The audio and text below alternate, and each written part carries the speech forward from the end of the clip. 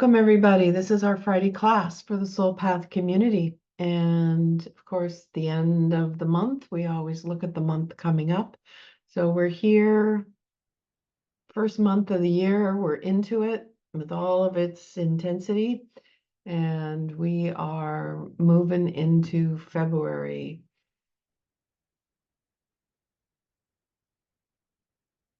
So first, an overview with the ephemeris to guide you and to check back on if you want. One of the main changes this month is that Jupiter is going to go direct. Jupiter, of course, is the planet that represents belief, truth, and meaning. It's often a very expansive force. It amplifies whatever it touches. So it has the reputation of being the planet of good luck and abundance and money. But if it's amplifying Pluto or Mars or Uranus, that can just be more of the intense attributes of those planets. So, we have to kind of hold a more neutral, objective perspective about Jupiter. But what we would say about it is that in the sign of Gemini, which it is for this year, and the year going from Mayish to this year, the end of June, in one sign, it's in the sign of Gemini. And the sign of Gemini is about information, data, learning, writing, speaking, teaching, everything about that. So when Jupiter's in Gemini, it is honing in on the information that you need to synthesize and to express in your world as some level of embodiment of your idea of what the meaning of life is.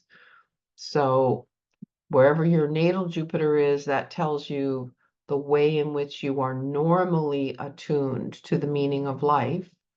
And then when Jupiter's in a sign, it gives you that opportunity to work with that sign's energy and help your natal Jupiter. So learning more, opening our minds, understanding other people's perspective, that is what we're dealing with mid-2024 to mid-2025.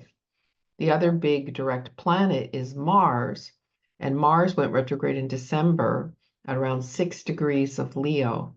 It's now back into the sign of Cancer, and the 23rd of February, it will move direct, and it will be out of its shadow period by the beginning of May.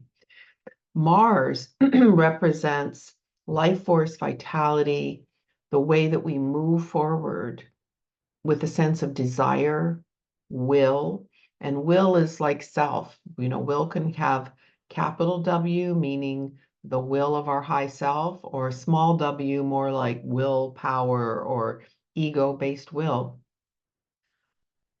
In the signs of Leo and Cancer, wherever that falls in your chart, on the Leo side, you have the possibility that in that part of life, you are working with creative expression and validation and a sense of your own specialness or what you're entitled to or deserve.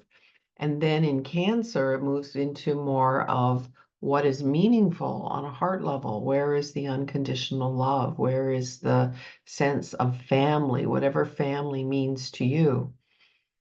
And with this review of all things Cancerian and Leo, we're also going to have a little extra push on that when we have our full moon on the 12th of February at 24 Leo. And the new moon will be at 10 degrees Pisces, and we will be starting to move into eclipse season after that. But there's no eclipses actually in the month of February. Mercury will move into Pisces, the sun will move into Pisces. As you probably know, we'll see this as we're even looking at these first charts today. This weekend, Friday, Saturday, Sunday, we have a big pileup of planets in Pisces and in Aquarius. And there's a lot of that as we move through the whole month. There's a fair amount of focus in an area. You might remember, I think it was last year, about a year ago, where it just seemed like every planet in the sky was in a very narrow range of energy for quite a few months. We don't have it quite that way, but this first part of 2025 does have more of a focus in Aquarius and Pisces, and it starts to be moving into Aries as we move through this month. But we're not dealing with splash chart energy overall. We're dealing with more focused energy.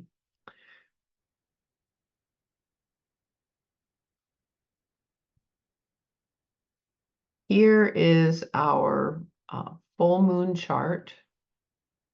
The full moon is February 12th, 8:54 a.m. on the East Coast. So it's going to be what, 5:54 Pacific time, and Hawaii earlier and Europe later. And we see that this moon at 24 degrees of Leo has Mercury, the planet of communication, connected to the sun. So in our full moons, we think of, oh, this is a moment where we stand in a place of accomplishment. We're maybe finishing something, we're standing on a plateau. Whatever it is that we started in the last new moon, the previous new moon to this we just had, right? And it was new moon around 9 degrees of Aquarius. So there's this new start energy that we're living in now and up until the 12th. You might look at all the new ideas you've been having, your relationship with technology, your relationship with the revolution that we're in at this point in time. Wherever you fall on that spectrum, there's no question that we're in a time of radical change. And the sun representing a power and identity in the way we make choices, Mercury, the processing part of us that has thoughts and ideas and works with the actual language and data and information that we're bringing in. And the moon in Leo drawing our emotional attention to all things Leo. Again, the creative expression, validation, loyalty, specialness. So we've got, on one hand, we've got the Mars retrograde, and you can see at the time of the full moon, it's still retrograde. It's gone all the way back now. This is almost 18 degrees of Cancer. And we've been in the review, and I'm definitely noticing when I'm talking to people that they're feeling this Mars review. You know, Mars takes us into the feeling of anger or resentment or frustration when our authentic needs are not being met. And having Mars do a retrograde means that it stays in one part of your chart for about 5 months, whereas normally it moves through a section, a regular sized house, moves through in a couple of months. So wherever it's sitting, wherever that Leo Cancer energy is in your chart, this is an area where you're drawn quite strongly at this point to make changes in alignment with your sense of deep needs, like needs to be free, needs to accomplish and start and create what it is you wish for. And where it starts in Leo, yeah, creative expression goes back to Cancer, and you feel the needs of your heart more fully. And you can see here at the time of the full moon that there's a very strong trine aspect between Mars and Saturn in Pisces. Now, Saturn and Neptune traveling in Pisces is significant because this year they're both moving into Aries and getting ready for their synodic cycle conjunction that happens in February of 2026. Neptune, as I think most of you know, has been in Pisces since about 2011 and is connected to many of the compassionate, more spiritual, conscious views that as a society we've connected to. Maybe you have connected to yourself, maybe the opening of your intuition, your spirituality, maybe something creative that has opened up for you. And then Saturn came into Pisces in March of 2023. And it's like the the taskmaster. Saturn represents accomplishment, mastery, success, building something, taking the slow route, making a foundation, building something to last. So we're asked at this point in time to build our Piscean energies to last. We're asked to connect to not just our heart, but our soul. Pisces and the planet Neptune take us into divine connection. So Neptune's been bringing in this energy, and much of the compassion and spiritual beliefs or processes that we might come into with Neptune, unfortunately, sometimes come out of tragic losses. We've had the COVID pandemic during this time period. There are, many refugees from climate change or political difficulties or wars that are happening. This is very much connected to Neptune in Pisces and the loss and suffering of people that can lead to a greater level of compassion and care. And Saturn is meant to bring us into that, to help us ground and stabilize a compassionate spiritual viewpoint. But there can also be, let's say, look at this Mars, a certain level of self-centeredness, a level of reviewing, this is what I want, and this is what I'm building for me, and I'm setting boundaries against, feeling like an overabundance of pain, like we can go into overwhelm and can't possibly handle all the problems that are going on in the world at one time. Now you can see that Venus is in a stellium with this whole grouping of energies. So if we are, looking at the moment of the full moon, we're also seeing this great opposition between Virgo South Node asking us to let go of over worry. I'm not going to worry really about Vertex and Part of Fortune as part of this because those are a little bit more personal. But Venus attracting and stabilizing relationship in an Aries way. First part of the month where we are right now, it's more of a Pisces vibe. So this is a great time to kind of snuggle, connect in with your animals, your friends, your family, really holding in that sense of what the soul connection is and receiving some comfort wherever we can find that sense of soul level warmth and maybe even merging. And yet the Saturn keeps reminding us, yes, have the boundaries also. The other thing that you can see from the full moon is a very strong T-square to Uranus. Now, Uranus just yesterday moved forward, been retrograde for months, as it normally is for about half of the year. And Uranus is the Aquarian planet. It's about radical breakthroughs, freedom, authenticity, awakening. And in Taurus, since 2018, and it's almost finished this transit. By next year, it'll be fully in Gemini. But right now, it's just finished its retrograde about waking up to where we might be stuck. Anything that relates to climate change, planet Earth, our physical bodies, our health, money issues, and it's forming like kind of a tension point on the full moon. Remember, this is the three-legged table. Where is it that we need to go to find balance and harmony? Oh, we have to come over here, 23, 24 degrees Scorpio, maybe 5 degrees on either side. And this is where we need to be fearless, intense, transformative, powerful, honest, maybe doing something that scares us a little bit.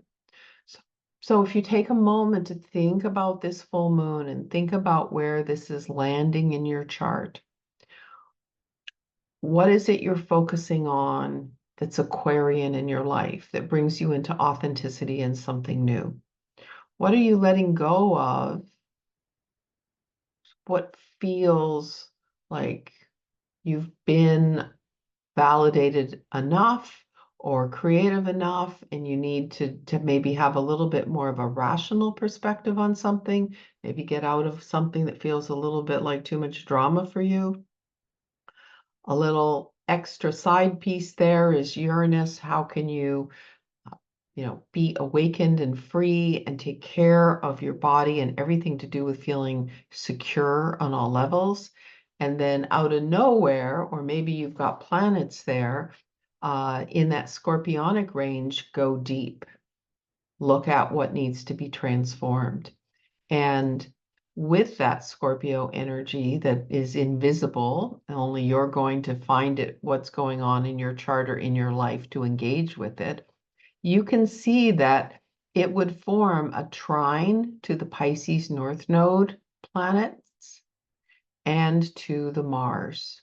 So there's really, something to be said for honing in on this place of scorpionic energy, embodying it, and letting it be the balancing point to the full moon T-square, and also being part of a grand trine, that there's flow around the actions you're taking and what it is you're building that's in alignment with more spiritual principles.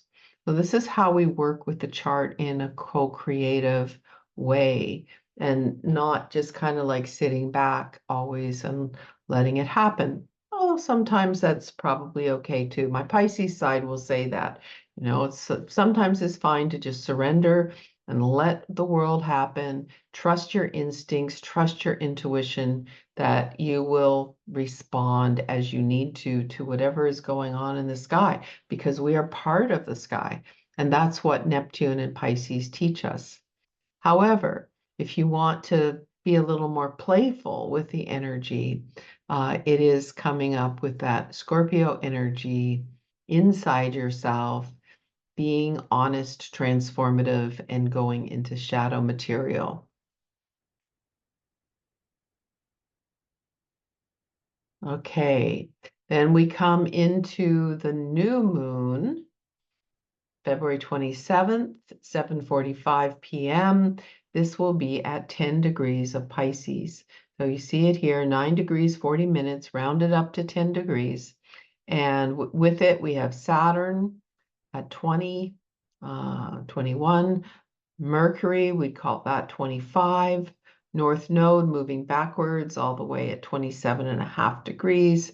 Neptune, almost at 29. So coming into that anaretic degree, all the work we've been doing on embodying Neptune in Pisces, we're coming to the final exam. That's really what the anaretic degree is. We have learned so much, we've integrated so much, and we have to see what those last lessons are. And then we have Chiron and Venus in Aries, asking us to relate in a way that is filled with courage, bravery, life force, vitality. And it's a little bit stressed here with the square with Mars in Cancer. So Mars has finished its review by that point in time, as we know, and it's ready to move on and use that fiery sense of initiation process, will, and desire to go after what we want. Venus draws to us what we want, and Mars goes after it.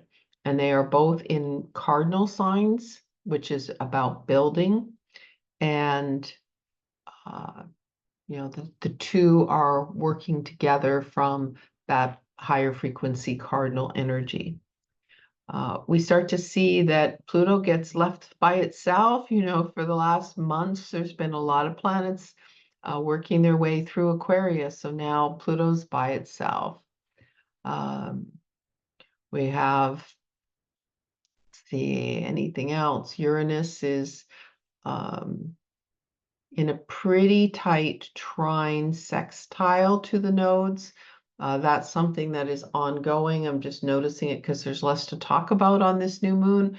But, basically, that means we have to deliberately engage Uranus to help us embody the Pisces energy. The North Node is always what we're looking at embodying, the South Node, what we're looking at letting go of, don't need it so much. It's the outlet valve. So the whole month and going forward, we're in a 1.5 year time period of dealing with these nodes in the sky. It's all about being more and more spiritual, compassionate in our intuition, in our transcendent creativity, listening to music, being in nature, uh, finding joy and color and texture, finding the place for meditation or trance, hypnotherapy, astrosynthesis, psychosynthesis, all of these things bring us into that Pisces energetic connection with the spirit world, with the unseen world. And then the Virgo is that part of us that feels like we have to figure everything out and analyze endlessly. So we're going to let go of that for this 18 months, and we're going to spend more time looking at how can I be of service in a tangible way. That's really a major, major point of Virgo. That's the positive of Virgo that we're all asked to bring in at this point in time to be harmonious. And you can see that Jupiter is definitely now on its forward moving path. It will move fairly quickly now to come into the sign of Cancer by the end of June. And then we've got a whole new expansion learning lesson. It takes us into the heart. So you can see we're, with the Pisces North Node for a 1.5 years and Jupiter going into the nurturing healing sign of Cancer.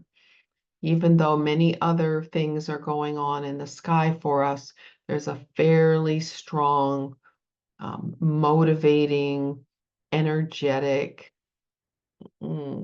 vibration, or lack of a better word, that we can all live with to keep moving ourselves forward with compassion and our spiritual consciousness. And let's see, we will do some meditation. I think I want to do some meditation to connect with that Scorpio energy and create balance. And also we can look at a couple of charts and see where this is landing in personal charts for those who are here in person.